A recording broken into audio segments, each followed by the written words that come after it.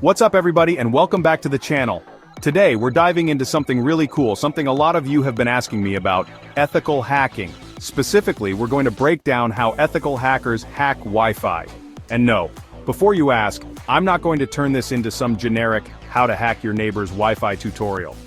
We're going to keep it 100% real and focus on the techniques these cybersecurity pros use every day to test and improve network security.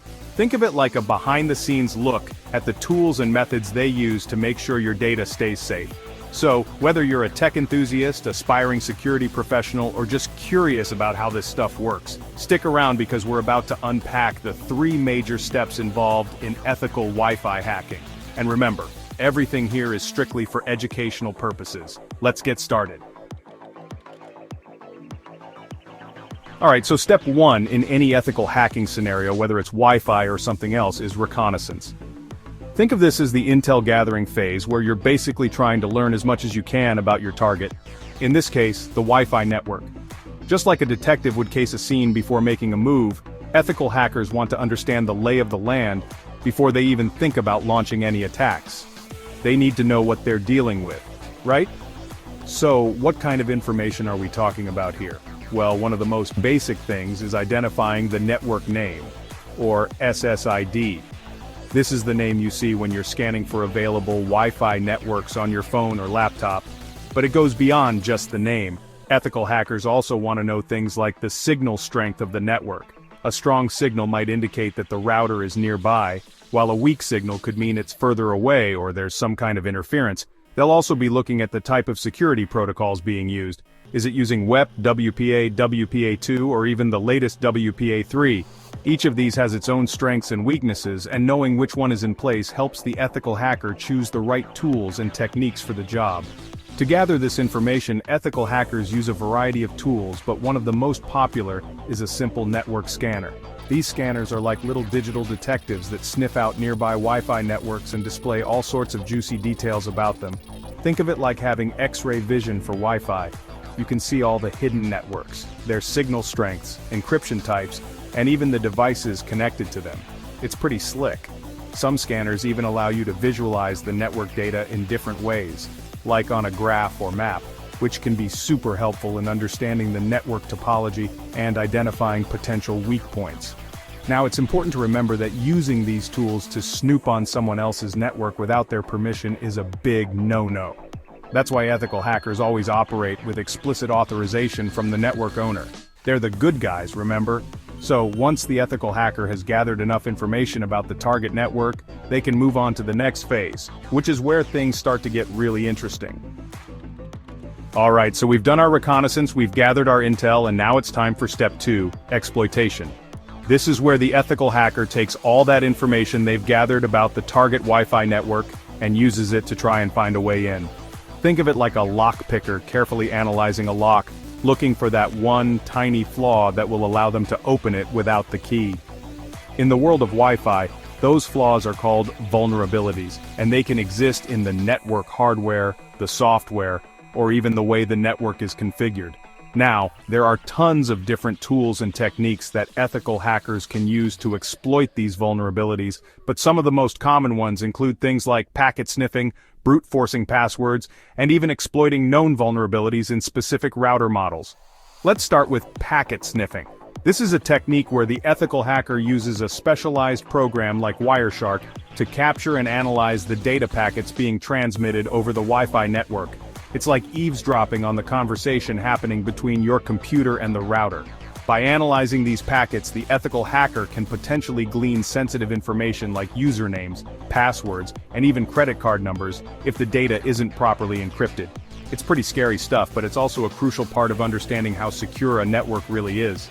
Another common technique is brute forcing passwords. This is pretty much what it sounds like, using a program to try thousands or even millions of different password combinations until it finds one that works. It's not exactly elegant, but it can be surprisingly effective, especially if the network owner has chosen a weak or easily guessable password.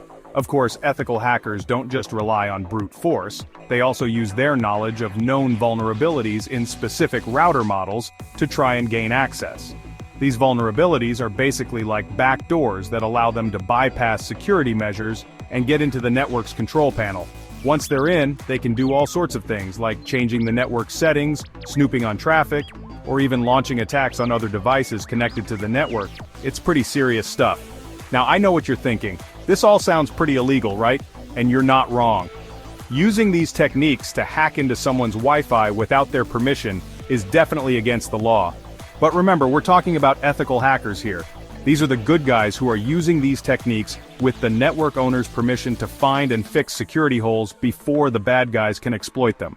So, once the ethical hacker has identified and exploited any vulnerabilities, they move on to the final step, gaining access to the network and testing its security. Okay, so we've done our reconnaissance, we've found some vulnerabilities, and now comes the moment of truth gaining access to the Wi-Fi network. This is where the ethical hacker puts all their skills and knowledge to the test to see if they can actually breach the network's defenses. Now, the specific methods used to gain access will vary depending on the vulnerabilities that were discovered during the exploitation phase. If they were able to crack the Wi-Fi password, for example, then gaining access is as simple as connecting to the network like any other user. But what if the password is super strong and they weren't able to brute force it? Well, that's where those other vulnerabilities come in. Remember those backdoors we talked about, the ones that exist in certain router models? If the ethical hacker was able to exploit one of those, they might be able to gain access to the network's control panel. This control panel is basically the brain of the router, where all the network settings are stored. From here, the ethical hacker can see everything that's going on, who's connected, what sites they're visiting, and even control the flow of data. It's like having the keys to the kingdom. But gaining access is only half the battle. Once they're in, the ethical hacker needs to test the network's security to see how well it holds up against different types of attacks. They'll try things like accessing sensitive data, launching denial of service attacks, and even trying to hijack other devices connected to the network. The goal here isn't to cause any real damage, of course, but to see how resilient the network is, and identify any areas where it could be improved. Think of it like a stress test for your Wi-Fi.